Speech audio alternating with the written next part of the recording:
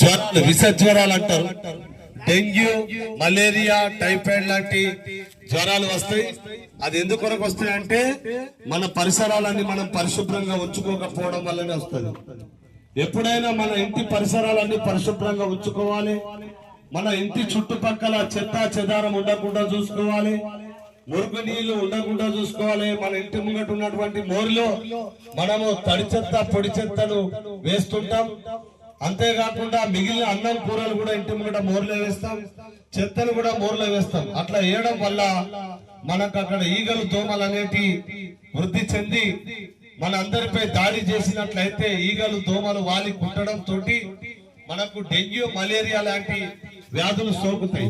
దాంతో మనకు విష జ్వరాలు అనేటివి వస్తాయి. దవాఖానలకు పోతే 50,000 నుండి ₹1,00,000 దాకా ఖర్చు అవుతాయి.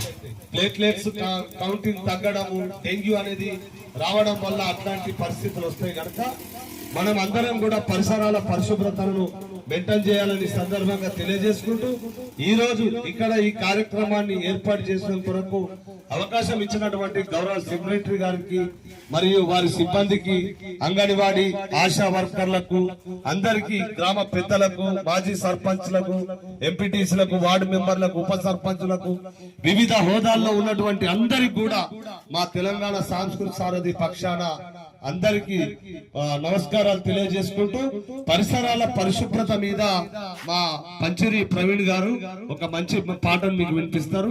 మన ఇంటి చుట్టుపక్కల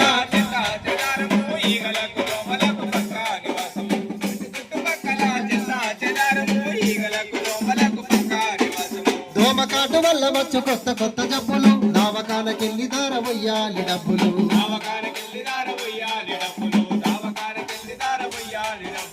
ఇల్లు వాకి నమ్ముకున్న తీరవయ్యా అప్పులు, ఎందుకింత తిప్పలు, తీసుకో జాగ్రత్తలు. ఇంటి చుట్టూ మన ఇంటి చుట్టూ మన ఇంటి చుట్టుపక్కల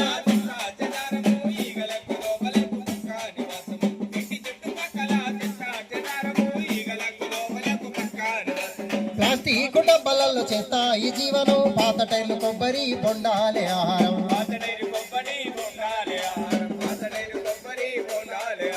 పొద్దు మాపు పోటీ పాడి చేస్తాయి సంసారము, అందులోనే గుడ్డు పెట్టి పెంచును తమ స్థానము. ఇంటి చుట్టూ మన ఇంటి చుట్టూ మన ఇంటి చుట్టుపక్కల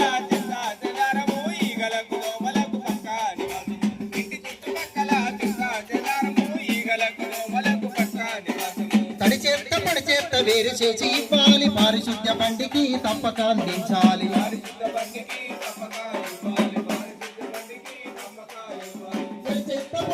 వేరు చేసి ఇవ్వాలి, పారిశుద్ధ్య బండికి తప్పక అందించాలి.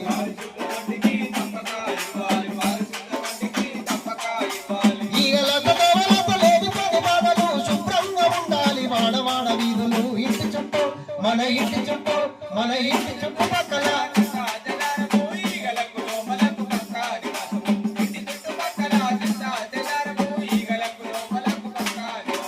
బహిరంగ మలమూత్ర విసర్జన నేరము, మరుగుదొడ్డి మానవాళి ఆరోగ్య సూత్రము,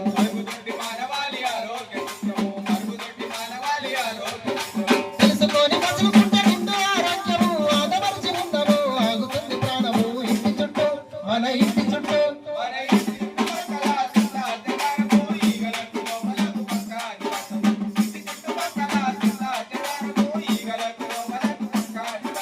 పరిసరాల పరిశుభ్రత నీ యోగక్షేమము, పాటించపోతే నీ ఇల్లు ఉల్లోసము.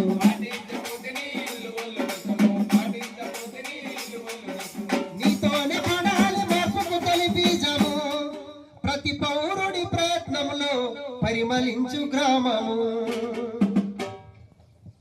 మరి ఎప్పటికప్పుడు మనము శుభ్రతను మెయింటైన్ చేసినట్లయితే మనకు ఎలాంటి వ్యాధులు మన దరికి చేరాయని సందర్భంగా మీకు తెలియజేస్తున్నా.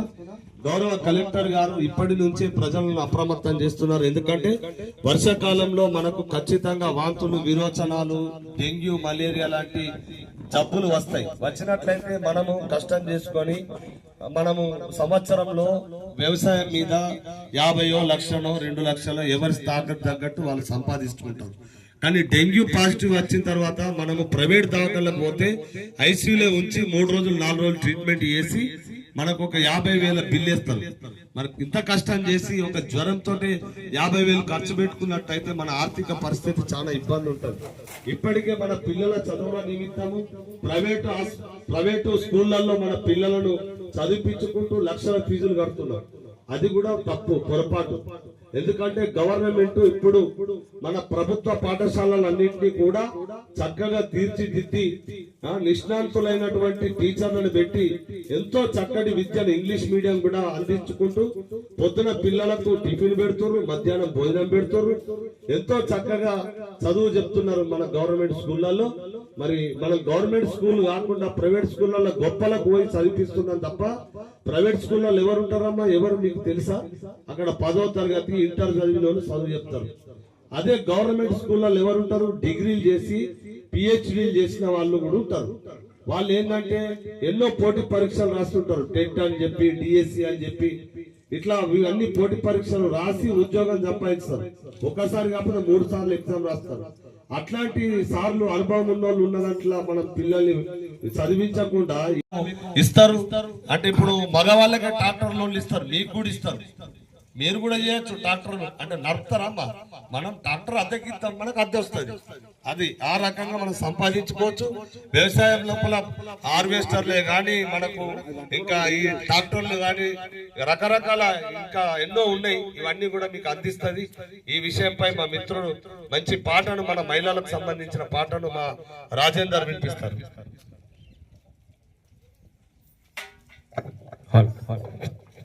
మహిళలు మహారాణులు అవ్వాలని, వడ్డీ లేని రుణాలను ఇవ్వాలని. మహిళలు మహారాణులు అవ్వాలని, వడ్డీ లేని రుణాలను ఇవ్వాలని. వడ్డీ లేని రుణాలను ఇవ్వాలని, వడ్డీ లేని రుణాలను ఇవ్వాలని. మహిళలు మహారాణులు అవ్వాలని, వడ్డీ లేని రుణాలను ఇవ్వాలని. వడ్డీ లేని రుణాలను ఇవ్వాలని, వడ్డీ లేని రుణాలను ఇవ్వాలని.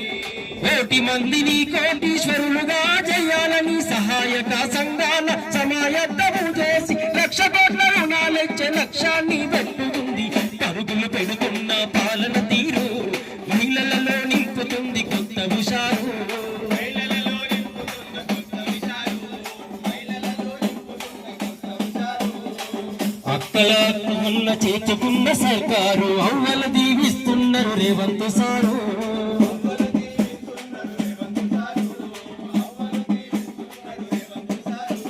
మహిళలను ఉచిత బస్సు ఎక్కిస్తీరి, ఆ మహిళలనే బస్సుకు నల్లు చేస్తీరి.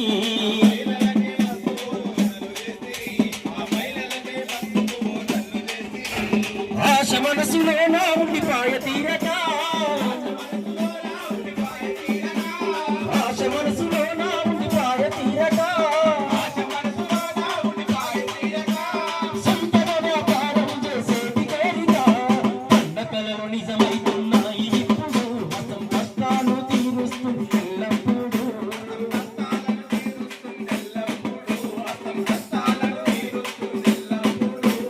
ఆర్థికంగా బంధు ఎత్తాలని ఆశించుడు మాని శాసించాలని. ఆశిస్తుడు మాని శాసించాలని, ఆశిస్తుడు మాని శాసించాలని. మహిళల అభివృద్ధి సామాజిక అభివృద్ధిని, అభివృద్ధే సామాజిక అభివృద్ధిని, మహిళల అభివృద్ధి సామాజిక అభివృద్ధిని.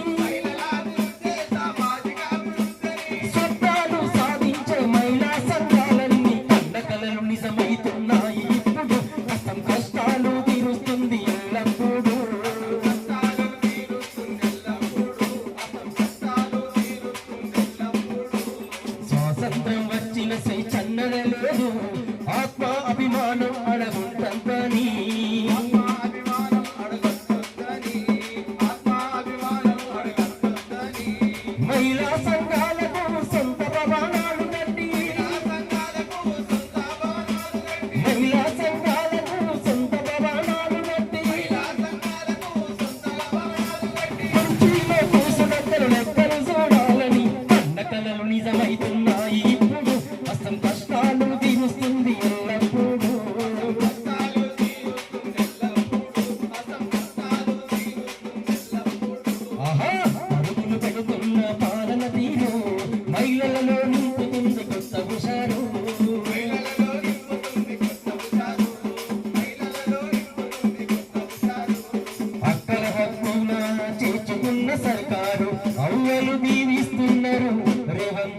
చేస్తారు.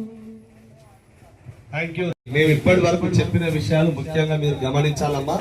అందరూ కూడా ఈ వర్షాకాలంలో మీ పరిసరాలని పరిశుభ్రంగా ఉంచాలి.